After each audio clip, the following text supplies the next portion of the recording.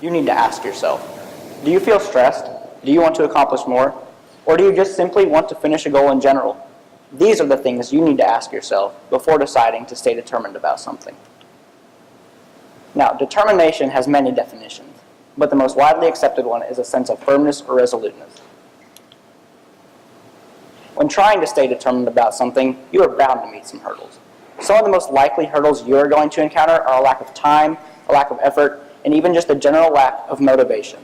I should know. I've had experiences with all three, and they are hard to overcome. It is possible to overcome these hurdles, however, by doing simple things like making time, staying on task, and even just staying positive.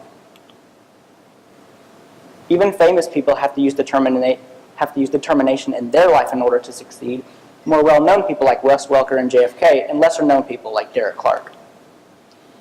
Now, Wes Welker has had his fair share of experiences having to stay determined in order to succeed, such as when he graduated from Texas Tech and he went undrafted, until in 2004 he was signed by the San Diego Chargers, and since then has had 3 Super Bowl appearances. In an interview with Men's Health, he said, "I'm not going to lie to you. There were days I felt like giving up.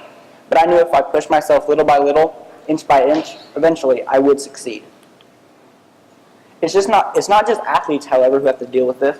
Even former presidents have had to. And there is no better example than JFK. Now, you may know him as just a former president, but he was much more than that.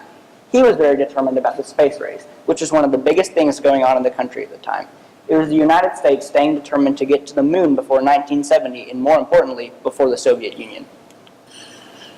Another example of someone who has had to use determination in their life in order to succeed is Derek Clark. Now, you may not know Derek Clark, but he is a motivational and TED speaker, and he was determined to change in life in order to break the, quote, foster kid stereotype he faced growing up. If you haven't heard any of his TED Talks, I highly advise you do.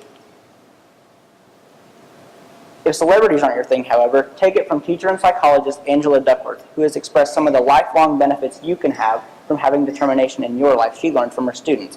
Just 2 examples of these are accomplishing more and feeling better. Now, I have a lot of experience when it comes to staying determined in my life in order to succeed, such as the 2 times I made honors choir.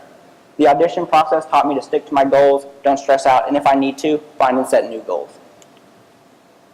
Now, whenever I feel stressed or I can't seem to be determined about anything, I read a favorite quote of mine.